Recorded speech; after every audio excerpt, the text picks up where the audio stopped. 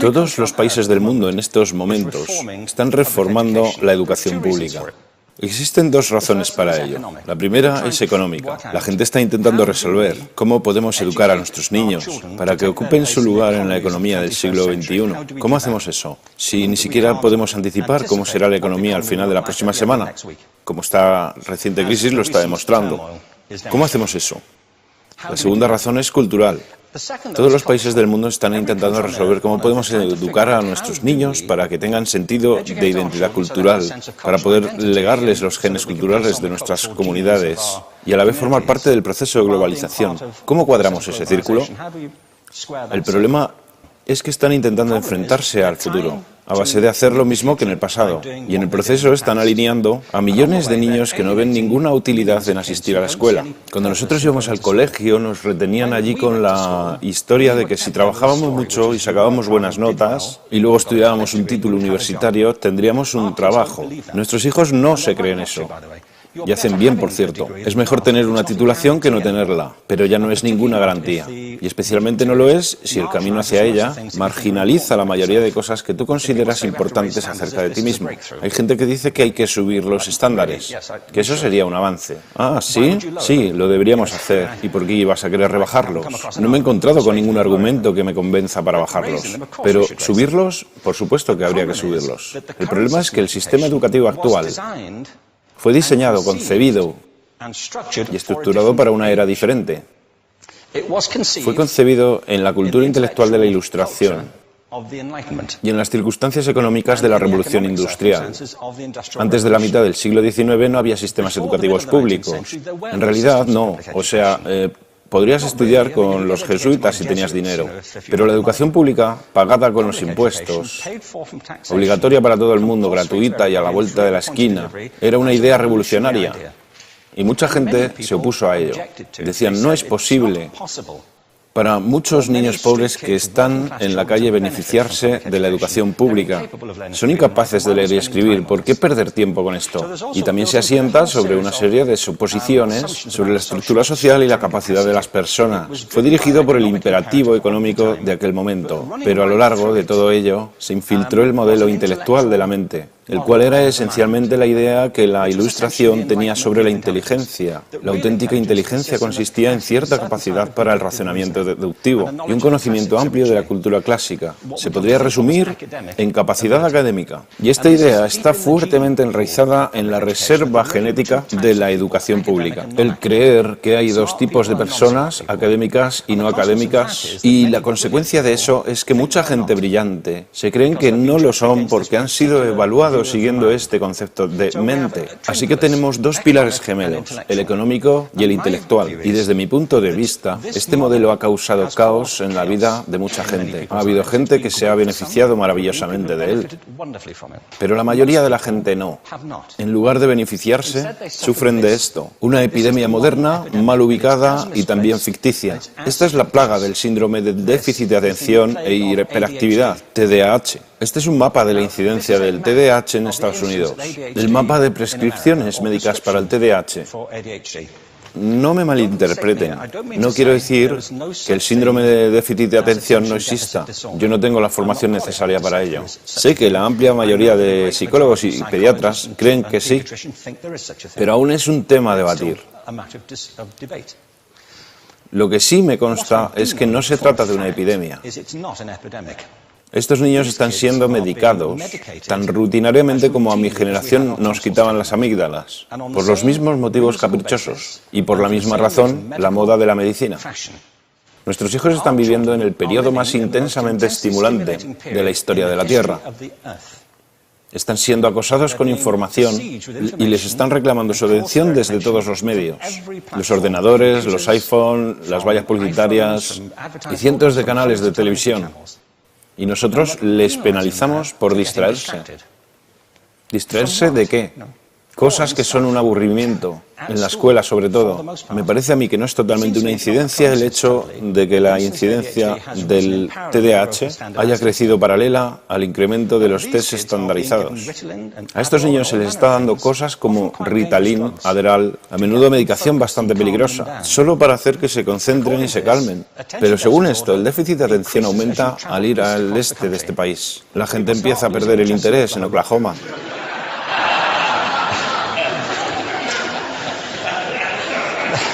Ya casi no pueden pensar en Arkansas. Y para cuando llegan a Washington, lo han perdido completamente. Y hay distintas razones para ello. Es una epidemia ficticia. Si lo piensas, las artes, y no quiero decir que sea exclusivo de las artes, creo que también es cierto para las ciencias y para las matemáticas, pero permítanme hablar en particular de las artes, porque ellas son las víctimas de esta mentalidad en especial. Las artes tratan especialmente la idea de experiencia estética. Una experiencia estética es una en la que tus sentidos están funcionando a su máxima capacidad. Cuando te hallas presente en el momento actual, cuando vibras con la emoción de lo que estás experimentando, cuando estás plenamente vivo. Y la anestética es cuando cierras tus sentidos y te atontas ante lo que está sucediendo. Y muchos de estos medicamentos hacen eso. Estamos haciendo pasar a nuestros hijos por el sistema educativo a base de anestesiarlos. Y yo creo que deberíamos estar haciendo exactamente lo contrario. No deberíamos adormilarlos, sino despertarlos para que vean lo que sucede en su interior. Pero el modelo que tenemos es este. Yo creo que tenemos un sistema educativo modelado del interés de la industria a su imagen y semejanza. Les daré un par de ejemplos. Las escuelas aún están organizadas como si fueran fábricas. Tienen timbres que suenan, instalaciones separadas, están especializadas por asignaturas. Aún educamos a los niños por lotes. Les hacemos pasar por el sistema según su grupo de edad. ¿Por qué hacemos eso? ¿Por qué suponemos que lo más importante que los niños tienen en común es su edad? Parece como si lo más importante de ellos fuese su fecha de fabricación, ¿no? Bueno, yo conozco niños que son mucho mejores que otros niños de su edad en distintas disciplinas, o en diferentes momentos del día, o que son mejores en grupos pequeños, o en grupos grandes, o que simplemente trabajan mejor solos. Si te interesa el modelo de aprendizaje, no puedes empezar con esta mentalidad de cadena de montaje. Se trata esencialmente de una conformidad. Cuando ves el incremento de los exámenes estandarizados y de los currículos estandarizados, todo se basa en la estandarización. Yo creo que tenemos que ir justamente en la dirección opuesta. Esto es lo que quiero decir cuando hablo de cambiar el paradigma. Hay un estudio estupendo que se ha hecho recientemente acerca del pensamiento divergente. El pensamiento divergente no es lo mismo que la creatividad. Yo defino la creatividad como el proceso de tener ideas originales que tengan valor. Pensamiento divergente no es sinónimo de creatividad, pero es un componente esencial de la misma. Es la capacidad de ver montones de respuestas posibles a una cuestión. Montones de maneras diferentes de interpretar una cuestión. Pensar lateralmente, como lo llamó Edward de Bono. No pensar solamente de manera lineal o convergente. Ser capaz de ver múltiples respuestas y no solo una. Así que yo diseñé un test para esto y voy a inventarme un ejemplo. A la gente se le puede preguntar cuántos usos se le ocurren para un clip. A la mayoría se les ocurren unos 10 o 15. A la gente que se le da bien, se le pueden ocurrir 200. Y lo hacen porque preguntan, ¿el clip podría estar hecho de goma y medir 60 metros? ¿Tiene que ser un clip tal como lo conocemos? Bueno, pues diseñé el test y lo probé con 1.500 personas.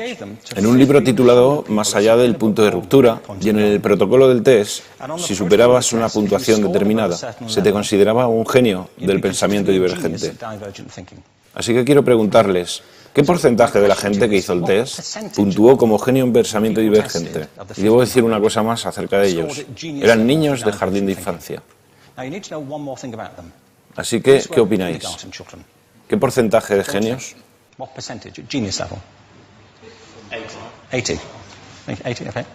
98%. Bueno, la cuestión es que era un estudio longitudinal, así que los mismos niños volvieron a hacer el test 5 años después, en edades entre 8 y 10 años. ¿Qué pensáis? ¿50%? Volvieron a hacerles el test otra vez, 5 años más tarde, cuando tenían entre 13 y 15 años de edad. Y se observa una tendencia, ¿no? Bueno, esto nos indica algo interesante, porque se supone que tendría que ser al revés, ¿no? Empiezas no siendo muy bueno, pero mejoras a medida que te haces mayor. Pero esto demuestra dos cosas. Una es que todos nosotros tenemos esta capacidad. Y la otra es que esta capacidad se deteriora en general. Muchas cosas les han pasado a estos niños durante su crecimiento, pero yo estoy convencido que lo que más les ha influenciado es que a estas alturas ya han obtenido una educación académica. Se han pasado 10 años en la escuela, oyendo que solo hay una respuesta correcta. Esta es la parte de atrás del libro, pero no la mires. Y no copies, porque eso es engañar. Fuera de las escuelas, a eso se le llama colaboración. Esto no sucede porque los docentes así lo quieran. Es simplemente porque sucede así. Es porque se halla presente en la reserva genética de la educación.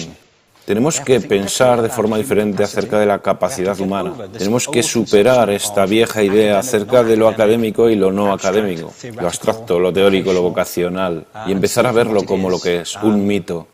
En segundo lugar, tengo que reconocer que la mayor parte de las veces el buen aprendizaje se da en grupos y que la colaboración es lo que alimenta el crecimiento.